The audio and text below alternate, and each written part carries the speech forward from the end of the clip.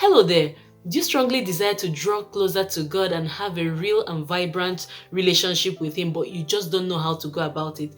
If that is you, then this video is for you. In today's video, I'll be sharing 7 practical tips that can help you to draw closer to God and build a vibrant relationship with Him starting from today. However, before we get into these 7 tips, I want us to consider 2 very important Bible verses. And the first one is the book of James chapter 4 verse 8, and it says, "Draw near to God and He will draw near to you." And the second Bible verse is Jeremiah chapter 29 verse 11, and it says, "You will seek me and find me when you seek me with all your heart." And that is God speaking. So if your desire, you're so passionate, you really want to draw closer to God, maybe you don't even know where to start from, but that is the desire of your heart, then I want you to know that you have like greater chances of success, because God says you will find Him if you are seeking Him wholeheartedly without any hidden agenda. So let's get straight to the 7 points right away. Tip number 1, schedule time to fellowship with God. If we're honest with ourselves, if you don't schedule time to fellowship with God and stick to it, there's every likelihood that it will become the thing that you keep pushing to the background. Let's say you wake up in the morning and you plan to maybe fellowship with God, but you woke up late. You're going to say, "Oh, maybe I'll do it later. I'm going to do it on my way to work." And then you're driving to work, something comes up, "Oh, I'm going to do it later." So, but I have found it very helpful to schedule a particular time, and it could be any time that works for you. It could be early in the morning, it could be late at night, it could be in the afternoon. That time it is that you can be able to have, a peaceful moment, no distractions and all that. It's very helpful. So scheduling time to fellowship with God will help you to build a routine around this. When we look at the book of Mark chapter 1 verse 35, we see that Jesus wakes up very early in the morning, long before day, to go and fellowship with God. When we look at the book of Psalm chapter 63 verse 6, it talks about David meditating about God on his bed in the night watches. It's like he's having a night vigil. When we look at the life of people like Daniel, he talks about he knelt down and started to pray as he always used to do. So these people had scheduled time to fellowship with God. So by scheduling time, you're already preparing yourself to succeed in your desire to, or in your quest to draw closer to God. So this brings me to tip number 2, which will be telling us a little bit more about what you need to be doing during this time you schedule to fellowship with God. So what is tip number 2? Pray to God. Prayer is a place of, quietness of spirit and vulnerability. It's not a place to come and tell God, how you deserve His blessings and how you deserve His mercies and favors. Maybe because you pay your tithe, you go to church, all those things.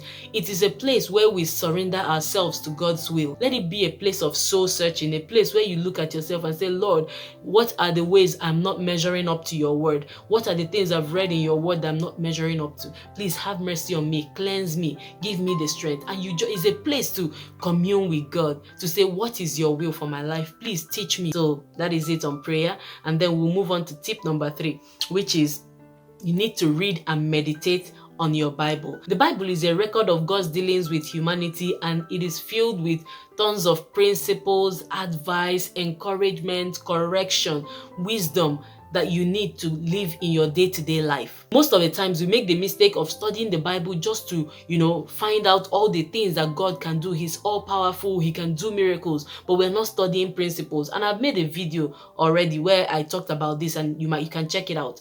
Okay, so but when we look also at the Bible, we see that why Moses was successful as a great man of God, as a leader of Israel. Bible says that Moses sought to know God's ways, but Israel was looking for his acts. So Moses was learning God's principles and imitating it in everything he was doing. And that is what you should be doing. Don't just look for how powerful he is, all the miracles he can do. Look more importantly for the principles behind who He is. And when you know God on that level, then miracles become like something that we experience on a daily basis. Tip number 4, sing songs to God and also play worship music that has powerful and genuine Christian lyrics. So what do I mean by this? There's a saying that music is like the language of the soul. Music has a way of steering our hearts and our emotions.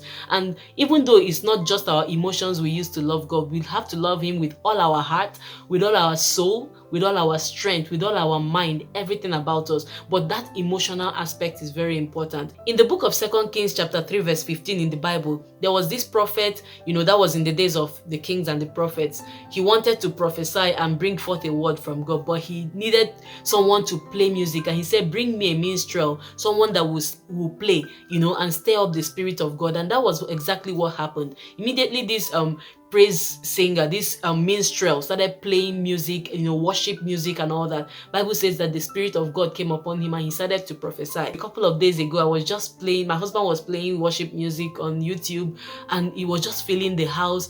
And before I knew what was happening, my daughter came to me and she was like, Mom, I really want to be a disciple of Jesus. I want to love Him. I want to be kind to people. I want to do whatever He says. I want to be His friend forever.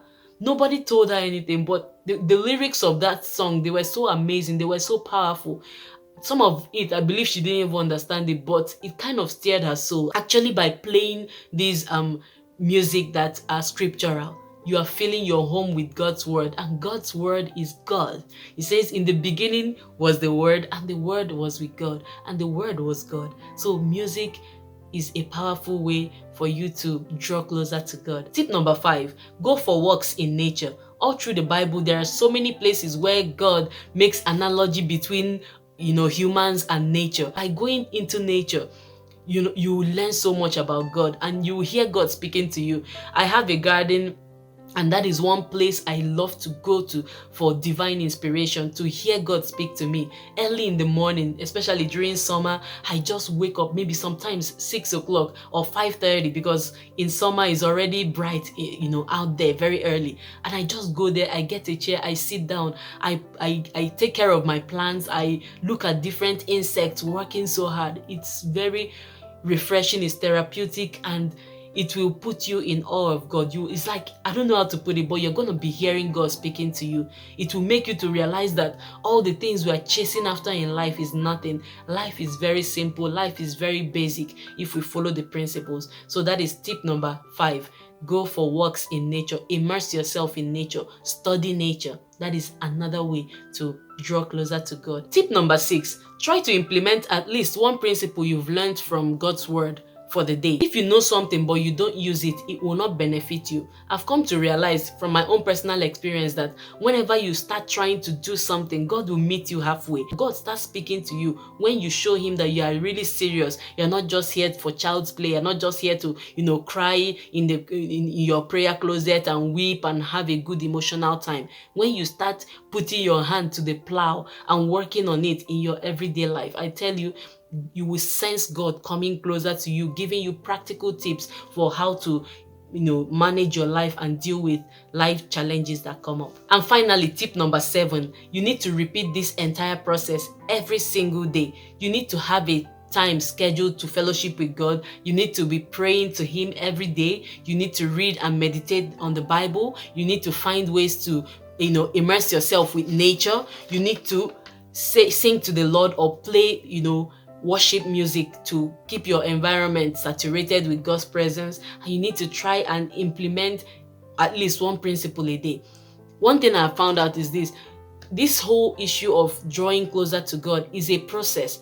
You may start today, but it doesn't mean that immediately you start, you will feel God's presence. There are some things that you do and you immediately feel God's presence. For example, when you walk in nature, or when you play this worship music and all that, or when you sing to God. But I found out that if you want to be able to have instant access no matter where you are, let's say you are in the bus, you are everywhere, it's all about consistency. The more you dedicate yourself to this routine, the more conscious you are becoming of God. And over time, you begin to hear Him. May not be audible hearing, but you begin to receive these intuitions in your spirit. You just know that it is God. Because I'm saying this from experience, and I know that if you can commit to this process, even if you start, you do 1 or 2 days and you get tired and you stop, whenever you remember again, I want to encourage you to keep doing it, keep doing it, keep doing it.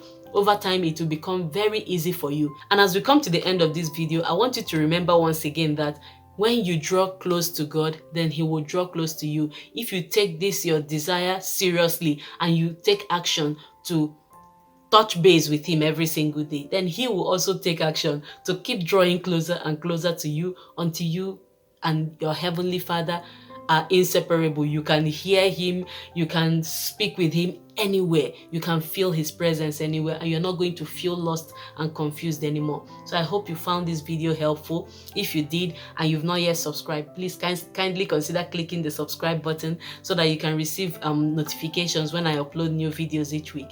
Thank you once again for your time, and I will see you in my next video. Bye-bye.